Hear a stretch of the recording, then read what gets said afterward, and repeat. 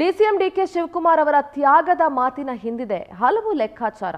DK Shivakumar ಯಾವ ಲೆಕ್ಕಾಚಾರವೂ ಇಲ್ಲದೆ ಯಾವ ಮಾತನ್ನು ಕೂಡ ಆಡೋದಿಲ್ಲ. ಅವರ ತ್ಯಾಗದ ಮಾತಿನ ಹಿಂದೆ ಹಲವಾರು ಲೆಕ್ಕಾಚಾರಗಳಿದಾವೆ. ತ್ಯಾಗದ ಮಾತನ್ನ ಡಿಕೆಶಿ ಯಾಕೆ ಮಾತಾಡಿದ್ರು ಗೊತ್ತಾ? ಧರಮ್ ಸಿಂಗ್ ಸಿಎಂ ಆಗಿದ್ದಾಗ ಸಚಿವ ಸ್ಥಾನ ತ್ಯಾಗ ಮಾಡಿದ್ರು ಡಿಕೆ. ಸಿದ್ದರಾಮಯ್ಯ ಡಿಸಿಎಂ ಆಗಿದ್ದಾಗಲೂ ಕೂಡ ಡಿಕೆ ಶಿವಕುಮಾರ್ ತ್ಯಾಗವನ್ನ ಮಾಡಿದ್ರು.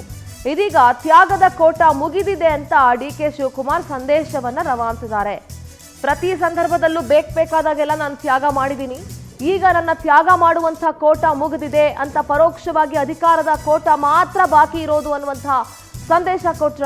ಹೈಕಮಾಂಡ್ಗೆ ಡಿಕೆ ಶಿವಕುಮಾರ್ ಮೇಲೆ ಹೆಚ್ಚಿನ ಅನುಕಂಪ ಇದೆ, ಯಾಕಂದ್ರೆ ಪಕ್ಷ ನಿಷ್ಠ ಅನ್ನೋದ್ರಲ್ಲಿ ಯಾವುದೇ ಡೌಟ್ ಇಲ್ಲ. ಈ ಮೂಲಕ ಸಿಎಂ ಹುದ್ದೆ ಮೇಲೆ ಡಿಕೆ ಶಿವಕುಮಾರ್ ಕಣ್ಣಿಟ್ಟಿದ್ದಾರೆ. ಡಿಸಿಎಂ ಡಿಕೆಶಿ ತ್ಯಾಗದ ಮಾತಿನ ಹಿಂದೆ ಹಲವು ಲೆಕ್ಕಾಚಾರ ಇದೆ. ಬೇರೆ ಬೇರೆ ಸಂದರ್ಭಗಳಲ್ಲಿ ತ್ಯಾಗವನ್ನ ಮಾಡ್ಕೊಂಡು ಬಂದಿದ್ದೀನಿ ಅಂತ ನೆನ್ನೆ ತಾನೇ ಮಾತನಾಡಿದ್ರು. ಏನ್ ಮಾತಾಡಿದ್ದಾರೆ ಕೇಳಿಸ್ಕೊಳ್ಳೋಣ. ಎಲ್ಲರೂ ಕೂಡ ನಾನೇ ಅವ್ರಿಗೆ ತಲೆ ಬಾಗಿಸಿ ಅವ್ರ ಸರ್ವಿಸ್ ಮಾಡ್ತೀನಿ. ನನಗೆ ಪಾರ್ಟಿ ಇಸ್ ಇಂಪಾರ್ಟೆಂಟ್. ನಾನು ಕೊಟ್ಟಿರೋಂಥ ಜವಾಬ್ದಾರಿನ ಪ್ರಾಮಾಣಿಕವಾಗಿ ಮೊದಲಿಂದ ಎಂತೆಂಥ ಸಂದರ್ಭದಲ್ಲಿ ತ್ಯಾಗಗಳನ್ನ ಮಾಡ್ಕೊಂಡು ಬಂದಿದ್ದೀನಿ. ನಾನು ಪೊಲ್ಯೂಷನ್ ಗೌರ್ಮೆಂಟ್ ಧರಮ್ ಸಿಂಗ್ ಕಾಲದಲ್ಲೂ ದಮ್ ತಡ್ಕೊಂಡು ತ್ಯಾಗ ಮಾಡ್ಕೊಂಡು ಬಂದಿದ್ದೀನಿ. ಸಿದ್ದರಾಮಯ್ಯನವ್ರ ಹಿಂದೆ ಗೌರ್ಮೆಂಟಲ್ಲೂ ತ್ಯಾಗ ಮಾಡ್ಕೊಂಡು ಬಂದಿದ್ದೀನಿ. ಸೊ ಅದರಿಂದ ನನಗೆ ಪಾರ್ಟಿ ಇಸ್ ಇಂಪಾರ್ಟೆಂಟ್. ನಾವು ಪಾರ್ಟಿಲಿ ಬೆಳೆದವರು. ಇದು ಸ್ಟೂಡೆಂಟ್ ಲೀಡರ್ ಆಗಿದ್ದಾಗ ನನ್ನ ಗುರುಸಿ ಟಿಕೆಟ್ ಕೊಟ್ಟಿದ್ದಾರೆ ನಮ್ಮ ಪಕ್ಷ. ಎಲ್ಲರೂ ಕೂಡ ನಾನೇ ಅವ್ರಿಗೆ ತಲೆ ಬಾಗಿಸಿ ಅವ್ರ ಸರ್ವಿಸ್ ಮಾಡ್ತೀನಿ. ನನಗೆ ಪಾರ್ಟಿ ಇಸ್ ಇಂಪಾರ್ಟೆಂಟ್.